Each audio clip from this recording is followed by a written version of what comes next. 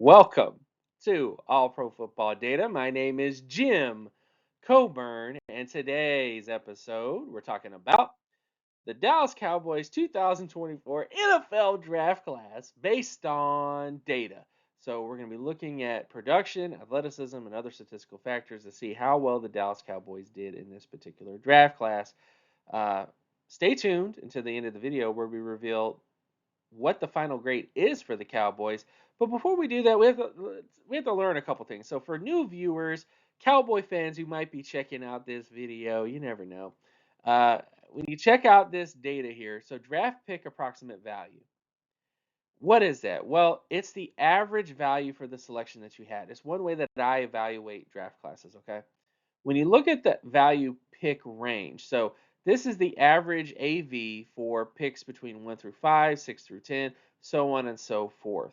So the way I evaluate draft players or players in the draft is what their data score was, which I'm going to get to in the next slide, but also where they were selected. Because if you take a player that has a very good data grade in a lesser round area, there's a higher chance of you hitting on that prospect. Is it as high as taking a player in the third, the second, the first round?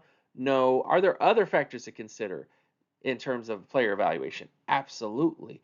But in terms of understanding how to grade draft classes, this is the way. This is the way. This is how you really should be evaluating draft classes, is based on this data right here. Because this is what's expected. This is how NFL teams have been drafting. You're basically grading yourself against yourself and how you usually perform, okay? That's what it is. Now, data grades, also known as EAV or expected approximate value grades. It's known as a ceiling grade. So this deals with production, athleticism, hand size, physical metrics, all those different kinds of things. And it boils it down into one number. So it's kind of like relative athletic score, but it's data, relative data score, RDS, if you will. But I don't really like that. I like expected approximate value because that's what I'm basing it on. I'm looking at, okay, if a player was 90 plus percentile in speed, for example, what was the average approximate value for that type of player? And based on that information, they get a score. And then you score all their production and everything else based on those numbers as well to give you a ceiling grade or data score. So that's what that is right there, okay?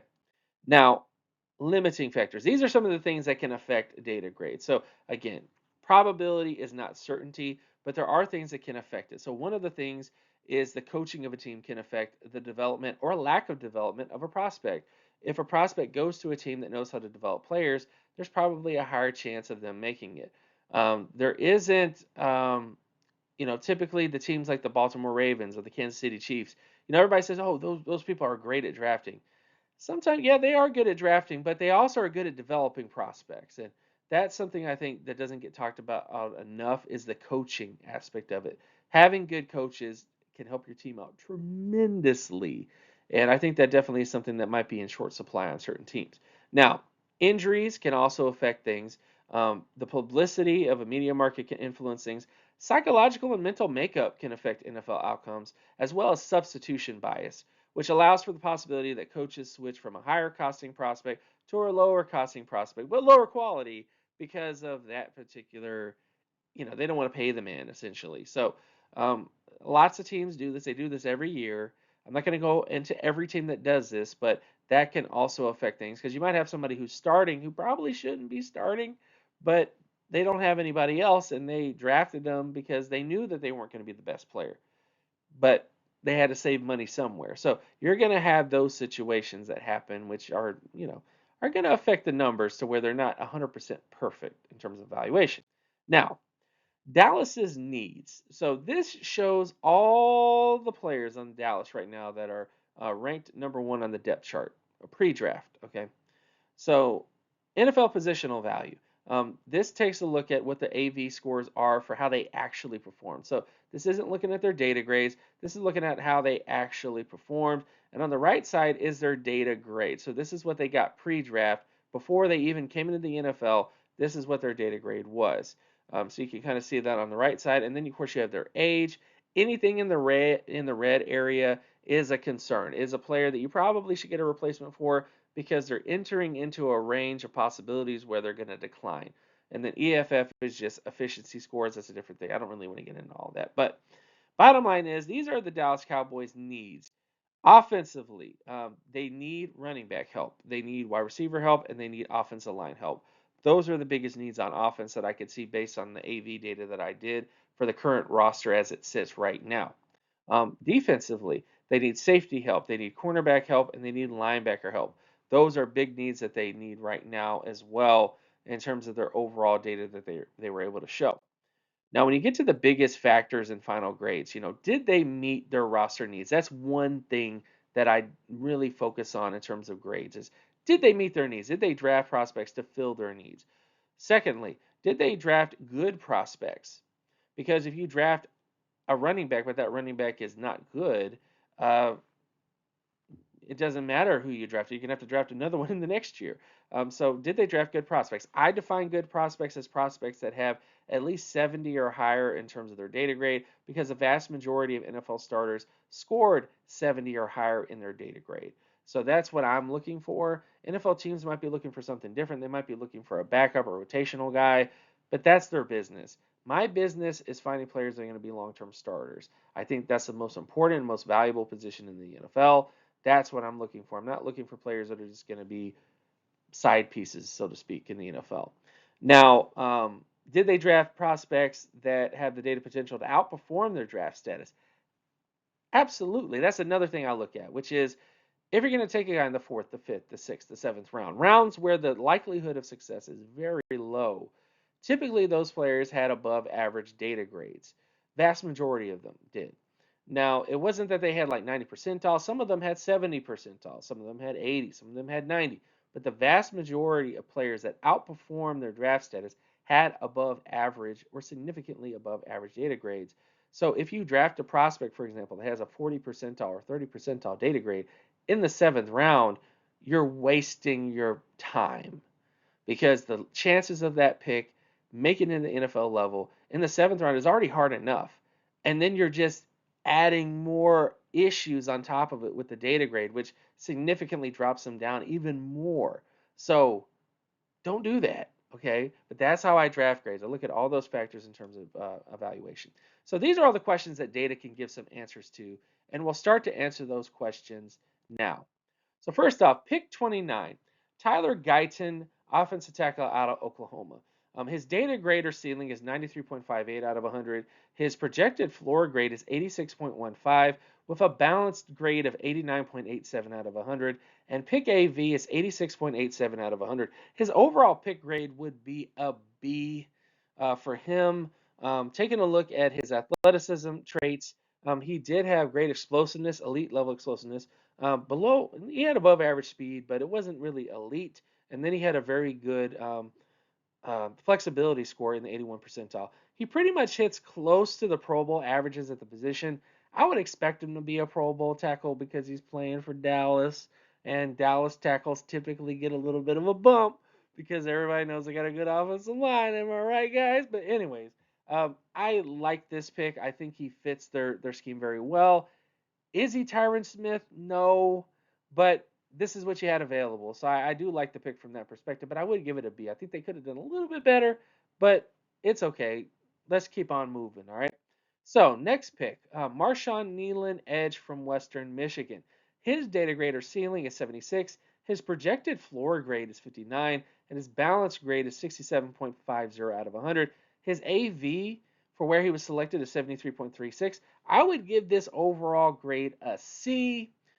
Taking a look at his production traits, he had really good solo tackle data, but average sack and average TFL data. He tends to like a run blocker in many ways. And if you remember how they did against the Green Bay Packers in the playoff, I don't want to remind everybody of that, but that might be what they were looking at this pick to do, was to stop the run, because that was one thing that he seems to do well based on data, more so than as a pass rusher. But more on that later. So, getting to his efficiency scores, he did well in terms of forced fumble market share, pass deflection market share. Those were really good numbers for him.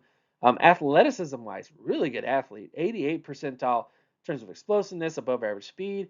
and elite flexibility for his size, but he was never really that great of a pass rusher in terms of his sack or TFL production. So that is a little bit of a concern. And then the last concern is his adjusted production score, where his age score wasn't very ideal. And the biggest thing that really hurts him is his level of competition. He's from Western Michigan. He didn't play at Alabama. He didn't play at Georgia. He didn't play at like a high quality school. So his production wasn't really the best to begin with. And then you add in the fact that it was against lesser competition. This is where things get a little iffy. Do I still like the prospect? Absolutely. I think he's a very good athlete, and he looks like he could stop the run. What else do you? I mean, I feel like he fills a need in that capacity. So that's kind of how I feel about him. Okay. Now, next up, we get pick 73, Cooper Beebe, offensive guard out of Kansas State. His data grade is 96.16 out of 100. Projected floor is 84.41, and balance grade is 90.28 out of 100. The average AV for this selection is 76.08. Overall pick grade would be an A. Why? Athleticism. 86 percentile in terms of explosiveness, 97 percentile in terms of speed, 98.87 percentile in terms of flexibility for his size. Ooh, baby, those are some pretty good numbers there. Okay, now is he going to replace Zach Martin? Probably not. I mean, Zach Martin was a phenomenal guard for the Cowboys. I remember seeing him at the Senior Bowl way back when. For all you little youngins out there, I saw him in person, and he was He was fantastic. He was probably the only people at the Senior Bowl that could handle Aaron Donald that year. But Cooper Beebe has the potential to be a long-term starter, Pro Bowl, All-Pro guard. I mean, it's possible. So this was a really good selection. I think they really did a lot of foundational stuff in terms of day one and day two that aren't the sexiest picks, but they could pay off long-term for the Cowboys. Now, this is where things get a little rough. Okay, now we're getting into the other picks of the Cowboys where things are a little inconsistent. And this seems to be a theme with the Cowboys. They seem to get day one and day two right, and then grandma got hit by a reindeer to a certain extent. Okay, now pick 87, Marist, linebacker from Notre Dame. Again, if I don't know how to pronounce the last name, I'm not going to butcher it. Okay. Now his data grade is 52.67 out of 100. His projected floor is 53.79. His balance grade is 53.23, and his pick AV is 54.44 out of 100. So I would give this grade a F. Why? Because his data grade is 52 percentile, and he's pretty much just on par with what's expected to pick 87. I don't see him becoming a long-term starter. If he does, he might be low quality. We'll just have to see. Based on his overall production traits, wasn't the most productive player at Notre Dame. Above average sack market share, but below average solo tackle data and average TFL data at the linebacker position. Taking a look at his market share data, he did well in terms of interceptions. Pass deflections was average. Forced fumbles was not the best. Then, of course, you get to athleticism traits 66 percentile in terms of speed, 72 percentile in terms of flexibility for his size, with an 8 percentile explosion score. That is very low. It's a very low explosion score, okay? So his lower body strength is definitely kind of scary. He might be a coverage linebacker. That might be why they're, getting him because he does have the data indicative of somebody who might move well in space. But overall, this is not the athleticism traits that you want out of a starting linebacker. Then of course, you get to adjusted production traits. Adjusted production takes a look at age, strength of schedule, strength of team, all those different kinds of things. And he doesn't quite hit where you want it to hit there in terms of starter averages. So his overall profile, again, is more of a backup to reserve type player, which is why I gave this pick a F based on the data. Now, pick 174, Kalen Carson, cornerback out of Wake Forest. His data grade is 71.85 out of 100. His projected floor is 41.81. Balance grade is 56.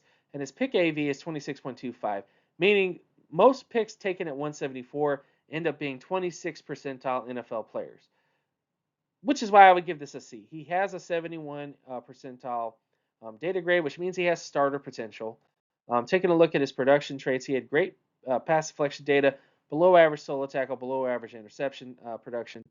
Taking a look at his athleticism traits, he's an above average athlete, but not an elite level athlete at the position. And in terms of his adjusted production traits, good age score, pass score is not that great. Against production isn't that great. He's a little inconsistent. I think he's closer to like a backup than a starter, but he does have a data grade that at least is high enough that he could become a long-term starter for them. Uh, in terms of, he's still risky, but there is some chance there. Next up, we get pick 216 and Ryan Florno, wide receiver out of Southeast Missouri. Data grade 60.87 out of 100. Projected floor grades 25.17. Balance grade 43.02. Pick AV would be 38.22. Overall pick grade, I would give this one a D. Based on his production traits, 71 percentile in terms of receiving market share, 62 percentile in terms of total offensive market share, and 52 percentile in terms of touchdown market share. These numbers are above average, but look at the starter averages, look at the Pro Bowl averages, look at the All Pro averages. Ryan did this at Southeast Missouri. So there is that strength of schedule worry with him. When you look at his efficiency scores, he was average to below average in terms of his efficiency at lower level competition. These are not the numbers that you want to see. Then when you get to athleticism traits, he did test well as an athlete, 92 percentile in terms of explosiveness, 82 percentile in terms of speed.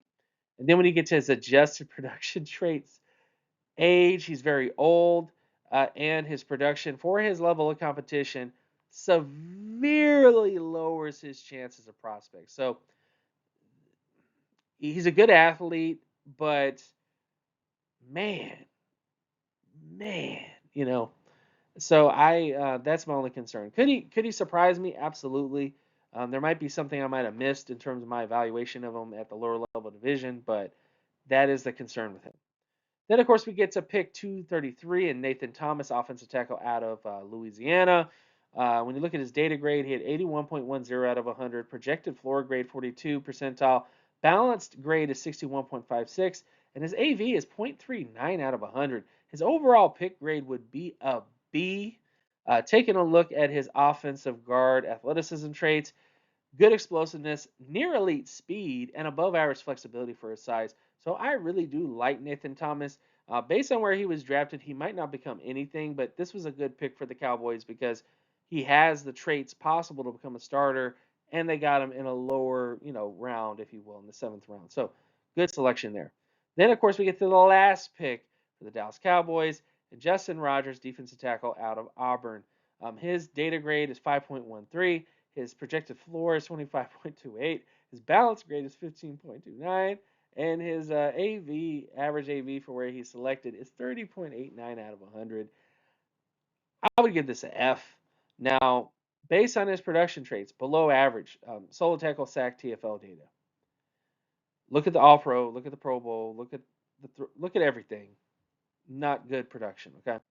Now, when you get to his other traits, forced fumbles, pass deflections, interceptions.